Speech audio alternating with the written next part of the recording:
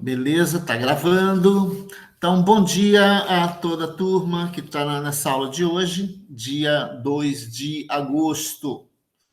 Tá? Estão presentes por enquanto na aula Laisa Taíde, o Marcone Bubac, o João Pedro, o Aloysio Lauer e a Melissa Mota. Tá? Alguns avisos, algumas lembranças, né? Conforme a Laisa tinha perguntado, né, sobre a nossa aula presencial, vai ser uma aula de laboratório, tá? A princípio, ela está marcada para o dia 16 de agosto, ou seja, sem ser a próxima segunda, na outra, ou seja, seria no horário da nossa aula síncrona, ou seja, às 10 horas, lá no campus. Como vai ser uma aula de laboratório, a gente vai definir primeiro qual será a primeira turma que vai participar, e depois, 15 dias depois, a gente tem uma próxima aula, que seria o restante da turma. Então, por enquanto, ainda não defini ainda esses nomes, mas provavelmente como as nossas aulas seriam divididas, o grupo seria dividido em dois grupos, a princípio a gente seguiria essa mesma sequência, né, de divisão da turma. Tá? Então, Professor, oi, fala, Luiz. podia fazer assim, já perguntar quem se sente seguro de ir e quem se sente seguro, separar, porque daí vai ficar menos gente, porque se dividir essa aula em dois primeiro, pessoas que já queria ir não vai poder ir porque vai estar cheio, e pessoas que foram desse grupo e não se sentem seguras, vai deixar a sala vazia. A turma, a Luiz, ela já é dividida em duas, turma A e turma B, por causa das aulas de topografia que a gente faz juntas. Né? As duas aulas são juntas. Então, elas já são divididas. E eu vou marcar essa aula dia 16, e aí quem se sentir seguro para ir no campus, fica à vontade, que já vai estar metade da turma só. Então, dessa metade da turma, né, os que se sentirem seguros vão ficar à vontade para ir. Né? Quem não quiser ir, não tem problema, não vai haver presença, não vai haver qualquer tipo de punição, tá? Para quem não for, quem não se Deixa, sentir seguro para ir. Fala, deixa eu Luiz. tentar explicar. É o que, ó, vamos supor que tem 30 pessoas na sala. Aí que pessoas vão? Foram escolhidas. Só que daí só 10 quer ir. Cinco pessoas do outro grupo poderiam ser autorizadas aí também. É isso que eu tô tentando falar. Não, mas é porque a turma de vocês, por exemplo, se a turma toda tem 30, a turma de vocês já é 15. Então, desses 15, se só 5 forem, fica melhor ainda, porque a turma fica menor, tá? Ela já é dividida, independente da pandemia, independente de qualquer coisa, as nossas aulas já eram divididas em duas turmas, entendeu? Então, justamente porque não cabe todo mundo no laboratório, tá? Então, mesmo que, né, como você está falando, né, das duas turmas, só 10 alunos quiserem ir, tá? A gente poderia antecipar, né? Acho que a ideia é essa de antecipar a outra turma. Mas eu não poderia fazer isso porque já é dividida a turma antecipadamente, porque o laboratório não cabe todo mundo. Então, mesmo desses 30, se a turma é dividida em duas de 15, né? Dos 15, só 5 tiverem sem medo para participar da aula, para mim é até melhor, que não um número menor no laboratório, as pessoas ficam mais afastadas. Tá? Então, é essa a ideia. Né? Quanto menos gente, talvez melhor. Tá? Mas eu não posso juntar toda a turma e chamar para esse dia e só meia dúzia aparecer. Não, tem que ser só os 15 de cada vez. Entendeu, Luiz? Tem,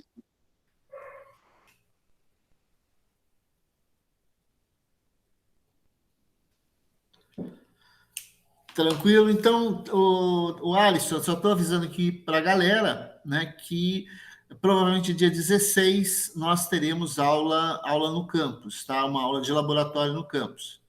Então, você já fica, né, mais ou menos avisado que dia dia 16, provavelmente a gente vai ter uma aula de laboratório lá no campus, da metade da turma. Não sei se você faz parte dessa metade. Depois, na próxima aula, eu já defino quais são os alunos de cada turma, tá? Turma A e turma B. Tranquilo, galera? Então, vamos começar a aula de hoje. Só para dar uma continuidade no que a gente viu, né, no que a gente viu até agora, que a gente falou sobre mineralogia e cristalografia. E na próxima aula, na aula de hoje, a gente já começa uma nova etapa, tá? Então, quem tá acompanhando o nosso programa, tá? A nossa disciplina chama Mineralogia e Petrologia, tá? Mineralogia e Petrologia, que é a nossa disciplina. E nós já havíamos terminamos na última aula, falar sobre mineralogia, tá? Então, a gente terminou falando sobre os silicatos. Então, foi o grupo dos minerais que a gente terminou. E na aula de hoje, a gente começa a falar sobre rochas, tá? Então, a partir dessa aula de hoje, a gente já começa a falar sobre rochas. E as rochas são estudadas por esse ramo da geologia chamado de petrologia, tá? Então, aí a gente começa a falar sobre um novo tema, que são as rochas, né? Eu não vou repetir o que a gente falou na aula passada, porque nós tivemos vamos dizer, um resumão bem grande, né? Que a gente começou lá, desde lá falando dos cristais, tá? E os minerais, falamos sobre as propriedades físicas que permitem, né, que a gente consiga definir. Depois nós falamos sobre a classificação, em que a gente terminou falando dos silicatos, mas a gente falou de todos os outros, óxidos, sulfetos, sulfatos, carbonatos e os outros diversos grupos, as outras classes minerais, sendo que a mais numerosa são a dos silicatos. E os silicatos, por sua vez, são divididos em 6 subclasses, né, ou classes menores. Então, a gente terminou falando sobre essas classes. Então, né, só para relembrar, né, o mineral ou um cristal, ele é formado de átomos, de moléculas ou íons. Então, você tem que essas unidades fundamentais vão formar um mineral. Então, um mineral pode ser um elemento, né? Ele pode ocorrer na forma elementar, né? Como é o caso do ouro, por exemplo, mas na maioria das vezes eles formam compostos químicos, né? Que tem algum grupo aniônico central, que a gente viu lá, né? Os diversos compostos, composições químicas, formando, né, as classificações mais conhecidas. Tá? E agora, o que é rocha? Tá? Então, a rocha é uma continuação desse processo. Então, a rocha é um agregado de um ou mais minerais. Então, vocês veem que tudo é um processo né, não digo de evolução, de crescimento, mas é uma sequência, né? Então, você tem um átomo, vários átomos vão formar um mineral ou um cristal, né, que, por sua vez, vão formar as rochas. Então, basicamente, a gente tem essa sequência, essa evolução aqui até chegar nas rochas. Tá? Então, a gente vai falar hoje sobre rochas. Tá? E o primeiro grupo de rochas que a gente vai falar é das rochas magmáticas. Quem tiver interesse em acompanhar, tá? Pelo livro, A bibliografia que eu vou me apoiar é desse cara, é um livro chamado Petrografia Macroscópica das Rochas Ígneas, Sedimentares e Metamórficas, do Geraldo Norberto Chaves Sgarbi. Ele é professor, não sei se ele já aposentou, lá da UFMG, da Universidade Federal de Minas Gerais. Então, esse livro é um livro de capa marrom, bege clarinho, tá? Depois, se vocês quiserem procurar na biblioteca, é esse livro aqui, tá? Eu tenho o meu, esse aqui é meu particular, tá? Mas é esse livro aqui que a gente vai usar como bibliografia básica para a nossa disciplina.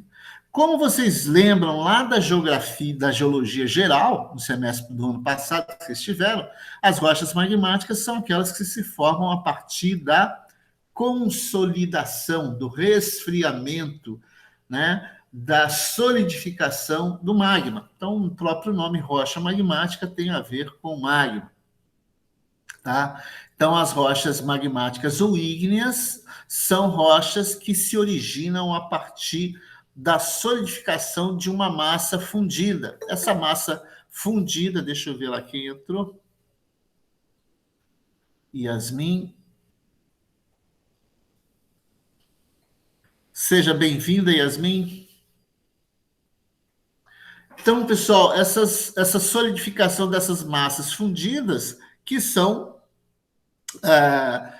resultantes da fusão, né, das rochas que pertencem ao manto ou à crosta superior, tá? Ou à crosta inferior. Então, é dessa região aqui, basicamente, que surge, né, o que a gente chama de magma.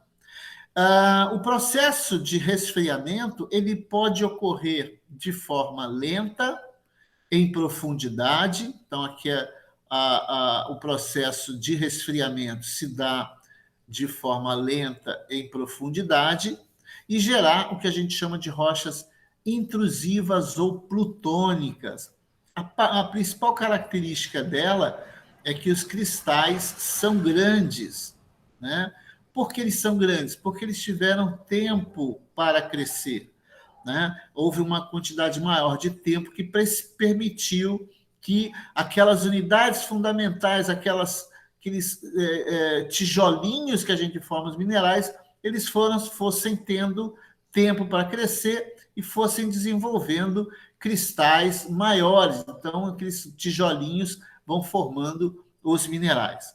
Já as rochas extrusivas ou vulcânicas, tá? O próprio nome está falando, né? Se você pensar, por exemplo, na palavra intrusiva, a gente poderia associar a palavra introvertida, uma pessoa fechada em si mesmo. Então, é aquela rocha fechada, né, que ocorreu dentro da crosta.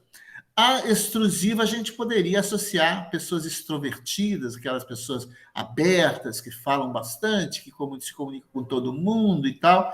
Então, é a pessoa aberta. Então, nesse sentido, a extrusiva tem sentido de aberta ou vulcânica. São aquelas que se cristalizam de forma rápida, né? Geralmente na superfície, e apresenta como característica os cristais são milimétricos. Por que eles são milimétricos? Porque eles são muito pequenos. Porque o crescimento foi muito rápido, né? Eles tiveram pouco tempo para se desenvolver. E aí, como exemplo, você tem aí, por exemplo, o basalto como representante de uma rocha vulcânica ou extrusiva. Você não consegue identificar os cristais aqui a olho nu, porque os cristais não tiveram tempo de crescer, porque o resfriamento dela foi muito rápido na superfície. Já o granito, que é uma rocha típica plutônica ou intrusiva, você consegue, a olho desarmado, ou seja, sem usar qualquer tipo de equipamento, você consegue identificar alguns minerais aqui, principalmente a biotita, né, o feldspato, né, o quartzo, talvez, tá? Então, você consegue identificar alguns minerais. Quem tiver uma pia em casa, quem tiver uma pia de banheiro, uma pia de cozinha, ou um box de banheiro, ou o piso da casa feito de granito, você vai conseguir observar, né, esses minerais de forma mais fácil, né? Os locais de geração de magma são as cordilheiras meso-oceânicas, aquelas cordilheiras que são resultantes do processo divergente de separação de placas, como a gente tem no Oceano Atlântico, aqui na América do Sul, né, entre a América do Sul e a África, nas chamadas zonas de rift, que também são aquelas regiões onde a placa está se separando, principalmente na África. Então, geralmente, você tem atividade vulcânica e você tem arcos de ilha, como é o caso do Japão, né? Aqui no caso do Japão, onde você tem a formação de arcos de ilha, você tem a formação de ilhas vulcânicas. Então, essas três áreas são áreas de ocorrência de atividade vulcânica, de atividade magmática, onde você tem, né, geração de magma. Então, você tem desde as cordilheiras meso-oceânicas, como é a cordilheira meso-atlântica, as zonas de rift, como a gente tem o rift africano, e os arcos de ilha, como a gente tem no Japão, nas Filipinas, na região ali da Indonésia, né, onde você tem um dos vulcões que tiveram maior impacto na história da humanidade, que foi o Krakatoa. Né? Quem tiver a oportunidade de ver o livro, né, que tiver a oportunidade de ler um livro do um geólogo e jornalista, escritor, né, chamado... Agora esqueci o nome do cara, né, que ele conta a história da explosão do Krakatoa, né, como ele deu os primeiros sinais, né, de que ia entrar em erupção. Foi uma explosão que foi sentida, foi percebida a centenas de quilômetros de distância. Então, foi considerado um dos piores, né, eventos geológicos da história da humanidade. Tá? Talvez não morreu tanto quanto o tsunami de 2014, de 2004, lá na região na mesma região, né, na região da Tailândia, do Sudeste Asiático, mas o Krakatoa ainda é considerado a maior explosão, o maior barulho já gerado na Terra. Tá? Então, essa aí é a introduçãozinha básica do que a gente chama de rochas magmáticas ou ígneas. Tá? O magma, né? O que a gente chama de magma? É a rocha fundida ou parcialmente fundida de material silicatado. Né? Então, você tem, se a gente pensar que praticamente 90% da crosta é formado de silicatos, né? Você tem que esse material silicatado fundido é o que a gente chama de magma. Então, magma é esse material.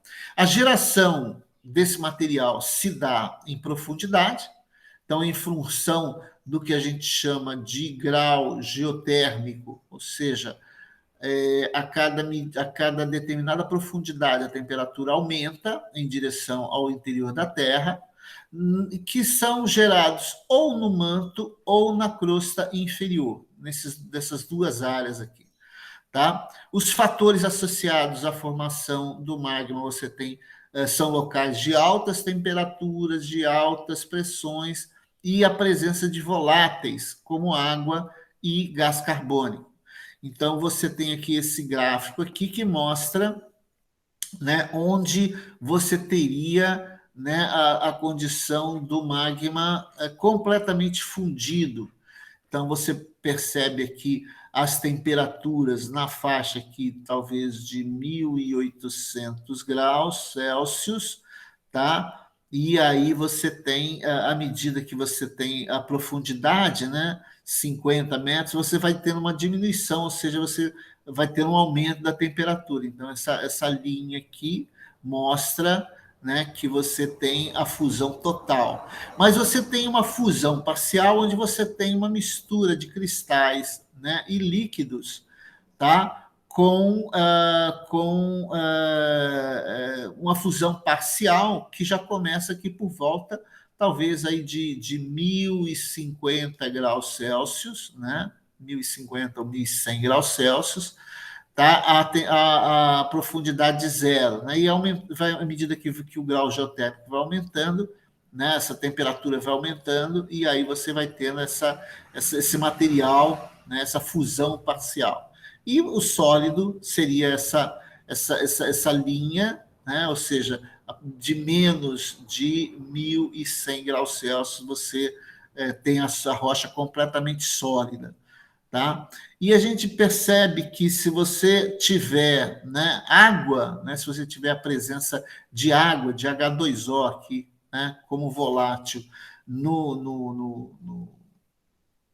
dentro desse magma, você vai ter uma diminuição de temperatura, ou seja, você precisa de uma temperatura menor para você formar esse material, essa fusão parcial, onde você tem uma mistura de cristais e líquido. Ou seja, você tem um líquido, um material ainda que não alcançou seu ponto de fusão, e um material já solidificado, um material já cristalizado.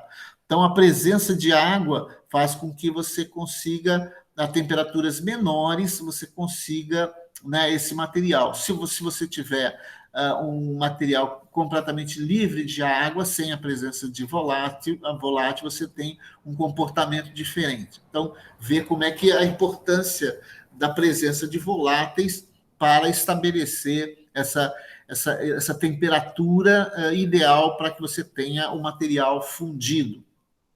Tá? Então, é essa a comparação que se faz desses dois tipos de situação.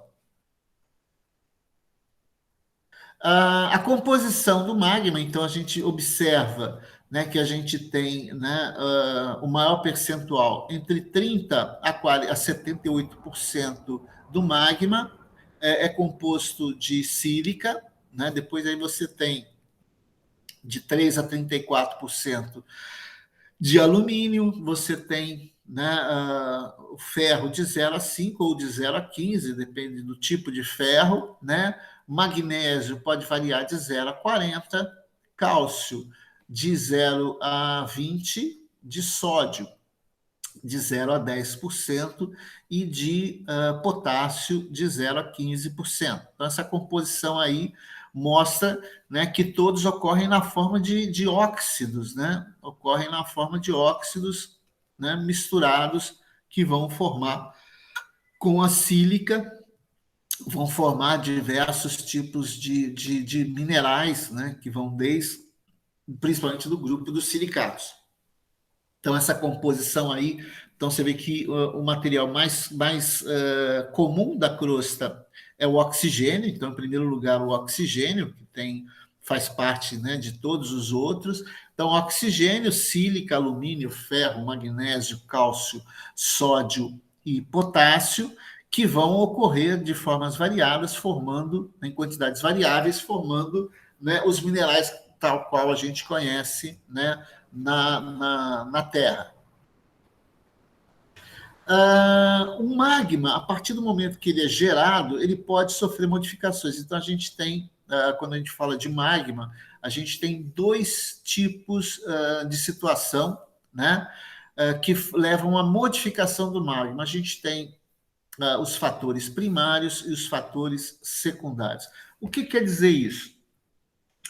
Um magma, ele se forma, tá? Quando a gente fala que ele está relacionado com fatores primários, é porque ele está relacionado com o material de origem.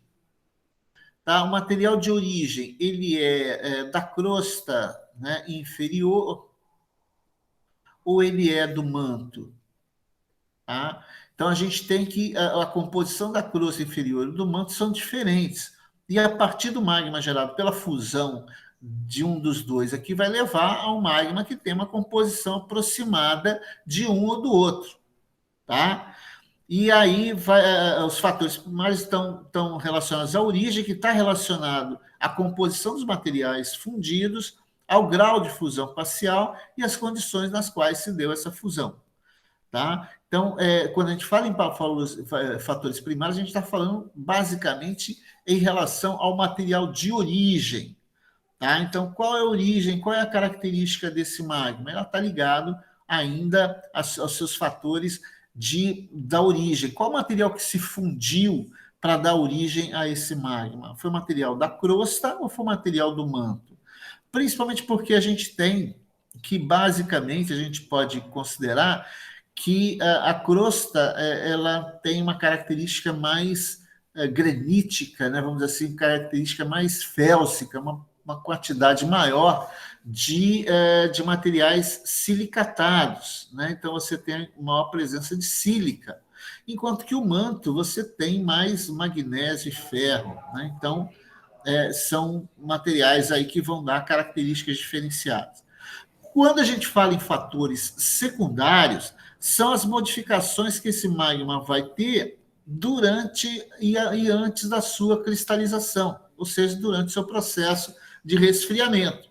Então, o magma ele pode se modificar em função de alterações que ocorreu durante o seu processo de instalação dentro da crosta. Então, você imagina, por exemplo, aqui nessas áreas aqui que a gente chama de arcos de ilhas. Então, você tem um processo de subducção que está ocorrendo aqui. A crosta oceânica está se subductando, ou seja, entrando por baixo da placa, de uma outra placa oceânica, de uma outra crosta oceânica, provavelmente porque essa aqui é mais velha, mais antiga, né? E ela vai entrar por debaixo dessa outra crosta, e na medida que ela vai afundando, né, esse material vai fundindo devido às altas temperaturas e pressões, vão fundindo e vão alimentando câmaras magmáticas que vão alimentar a atividade vulcânica. Então, você vai ter, né, emanações, vai ter, né, atividade vulcânica aqui gerando esses arcos de ilhas. Tá?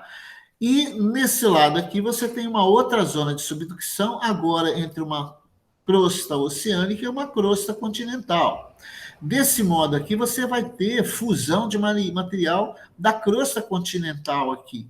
Tá? Então, você tem material mais félsico, mais leve, vamos assim dizer. E aí você vai ter esse processo de fusão desse material, a formação de um magma, mas à medida que ele sobe, ele vai sofrendo modificações. Então, ele pode apresentar características diferentes de onde ele se formou. Então, esse processo de instalação desse magma dentro da crosta, né, esse magma vai subir, vai se localizar dentro da crosta, ele vai passando por mudanças, ele vai passando por transformações, por modificações, e aí que a gente chama de fatores secundários. Né?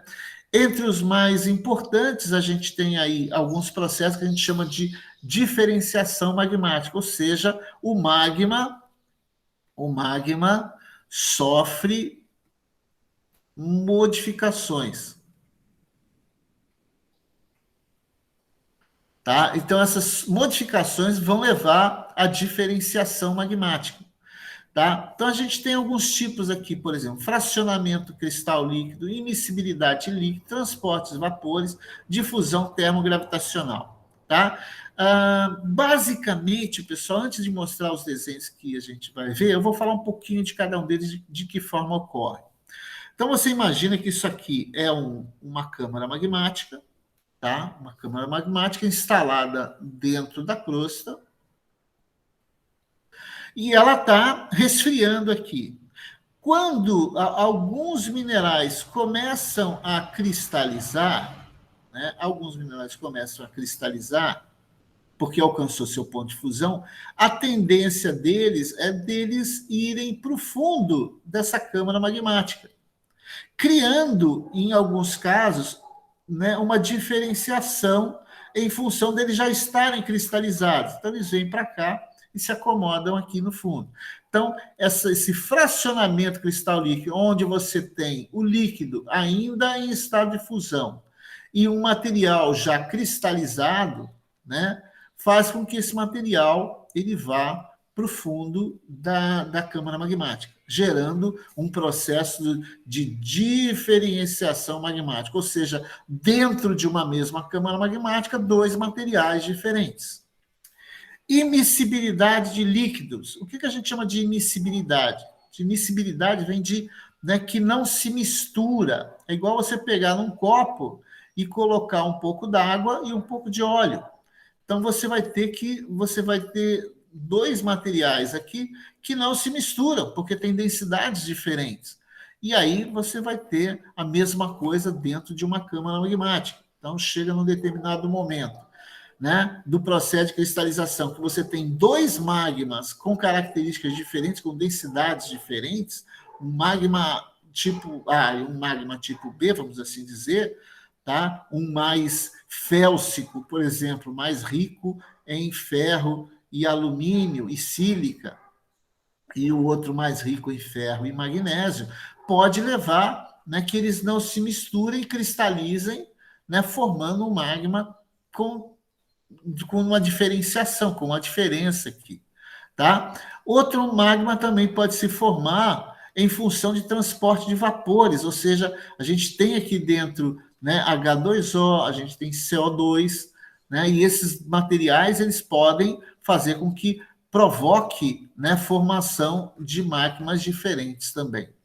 A difusão termogravitacional seria, né, devido a diferenças de temperatura, né, você também formar, né, um material mais quente no topo, né, e um material mais frio na base, tá? Então, formando também magmas diferentes. Então, esses processos é que levam ao que a gente chama de diferenciação magmática, ou seja, dentro de um mesmo magma, a gente ter, né, situações diferenciadas. Mas o que pode provocar isso? Então, aí o que a gente tem para provocar isso, por exemplo, assimilação magmática. É quando você pega, né, o magma dentro da crosta, né, e pedaços da rocha encaixante, a gente chama essa rocha que está, né, sendo né, intrudida por essa câmara magmática, pedaços da rocha desse material, né, entrarem dentro da câmara magmática e aí eles descerem, né, e se acumularem no fundo, né, do fundo da câmara magmática, formando um processo de assimilação, ou seja, assimilou material da própria encaixante. Então, você tem essas inclusões, que a gente chama de xenólitos, né, dessa rocha envolvente, que a gente chama de encaixante. Então, você vai ter a assimilação de porções da rocha envolvente, ou seja, alguns materiais vão dissolver e vão ser assimilados, e outros vão formar xenólitos, ou seja, não vão chegar a fundir e vão para o fundo juntamente com alguns minerais que já foram cristalizados, como, por exemplo, cristais de olivinas e piroxênios. Tá? Outro tipo aqui chama de mistura de magmas. Como é que pode ocorrer uma mistura de magmas? Então, você imagina duas câmaras magmáticas, uma câmara magmática A e uma câmara magmática B, tá? E aí o que acontece? Por uma fratura no terreno ou qualquer tipo de coisa desse tipo, ocorre uma conexão entre esses dois magmas. E essa câmara magmática passa a alimentar essa outra câmara magmática, né, formando uma situação diferente. Então, a gente tem a fusão parcial das rochas origina magmas com composição diferente. Tá? Então, durante o processo de fusão parcial, você tem, né, dando origem a duas câmaras magmáticas com características diferentes, com uma composição diferente. Alguns minerais cristalizados depositam-se no fundo de uma câmara magmática. Então, aqui já cristalizou alguns minerais que foram para o fundo. Tá? A mistura dos dois magmas gera um movimento de turbilhão. Então, na hora que esse magma dessa câmara invade essa, cria turbilhões aqui dentro. Né? Da mistura de dois magmas pode resultar um magma diferente do original.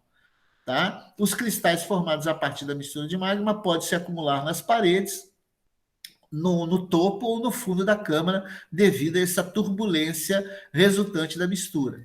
Então, nada mais é do que você já tem, por exemplo, você já tem uma câmara magmática aqui, e você tem uma outra câmara magmática aqui. Aqui uma câmara magmática A, uma câmara magmática B. Aqui está ocorrendo o processo de cristalização, alguns minerais já cristalizaram, foram aqui para o fundo, mas ainda existe um líquido aqui dentro que não cristalizou ainda. E por algum fator, né, resultante do processo de fusão da crosta, né, esse magma, né, passa a alimentar esse outro, criando, né, situações de turbilhonamento aqui dentro, que vai fazer com que um novo tipo de situação leve, né, à cristalização, né, de novos minerais no topo, né, dos lados ou em cima daquele material que já estava cristalizado. Então pode ocorrer essa situação aí que a gente chama de mistura de magmas. É um outro processo aí que está associado. Né? Então a gente tem aí, né, a diferenciação magmática, né, pela mistura de magma, ou seja, né, que a gente tem um magma A, né, aqui um magma B e um magma C. Então você tem 3 magmas aqui, né, e nesse processo de cristalização parcial, ou seja, alguns minerais já cristalizam, né, e ficam e vão para o fundo da câmara magmática, tá? Assimilação magmática, quando você tem, então, o processo de fragmentos da encaixante que entram na composição e alteram a composição desse magma aqui, e a diferenciação por gravidade, quando esse material, ao cristalizar, ele vai para o fundo da câmara magmática. E uma mistura de magmas, você tem, né, o magma A e o magma B, dando origem ao magma C, né, com características diferentes, tanto do magma B quanto do magma A. Então, basicamente, são esses processos aí que levam à formação de magmas diferentes. Por que existem rochas diferentes? Né? Por que existem tanta variedade de rochas diferentes, principalmente rochas magmáticas? A gente está se referindo aqui a rochas magmáticas. Tá? Existem diferentes rochas magmáticas porque existem diferentes formas do magma se formar. Então, você tem desde fatores primários, ou seja, que tem a ver só com o material que foi fundido, como modificações que o magma sofre durante o seu processo de instalação dentro da crosta. E esses processos, a gente viu alguns deles aqui que podem interferir na composição do magma. Se não fosse isso, pessoal, a gente teria praticamente só 2 grupos de rochas, só teria ou granitos ou basaltos.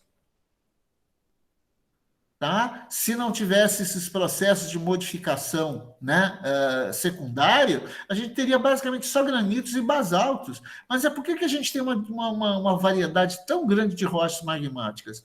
Dioritos, riolitos, dacitos, andesitos. Então a gente tem uma variedade enorme de rochas ígneas, porque os magmas sofrem diferenciações, eles sofrem modificações durante o seu processo de formação, e isso vai dar origem a rochas diferenciadas. Tá? Então, nessa parte inicial da aula de hoje, né, a gente, né, viu apenas essa parte, né, inicialmente de introdução. A gente está fazendo uma introdução das rochas ígneas, das rochas magmáticas. Tá? Então, a gente, a partir de hoje, está começando uma nova etapa, falando sobre petrologia ou petrografia, onde a gente vai começar falando sobre as rochas ígneas, depois a gente vai falar sobre as rochas sedimentares e, por último, as rochas metamórficas. Provavelmente, a gente vai conseguir ver quase toda a parte de petrologia ígnea ainda nesse semestre, nesse mês de agosto até meados de setembro, quando a gente entra em recesso, né? E depois, no retorno das aulas, a gente vê a petrologia sedimentar e a petrologia metamórfica. Tá? Então, essa parte de hoje é só a introdução. Né? A gente falou só sobre rochas magmáticas, a gente vai falar, pelo menos durante até o final desse semestre, só em rochas magmáticas ou ígneas.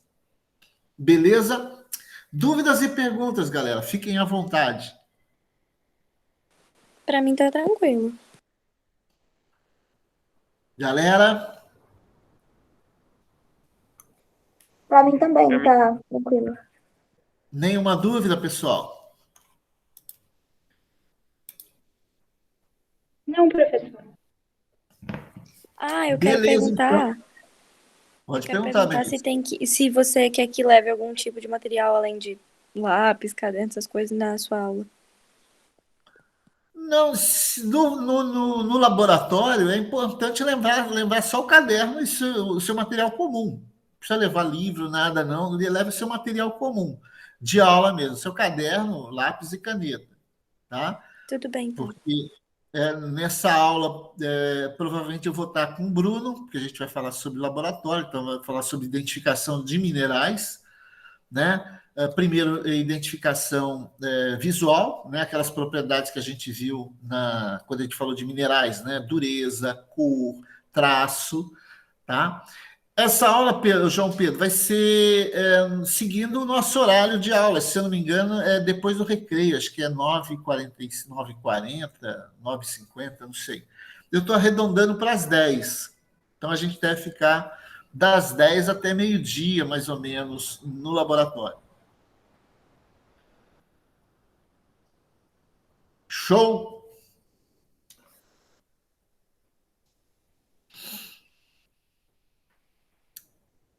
Pessoal, se ninguém tem pergunta, vamos encerrar a nossa aula de hoje, então, né? E ficando já na próxima aula, eu já defino, né, a galera que vai participar da aula, dessa aula inicial, tá? E aí eu aviso vocês para a gente marcar de se encontrar lá na escola. Valeu, então, galera. Tchau, professor. Obrigado pela aula. Boa semana. Tchau, professor. Ô, Alisson, essa aula a gente está marcando para o dia 16 de agosto, mas eu vou confirmar na próxima aula, semana que vem, no dia 9, eu confirmo certinho a data. Beleza? Tchau, Wagner. Tchau, tchau, Yasmin.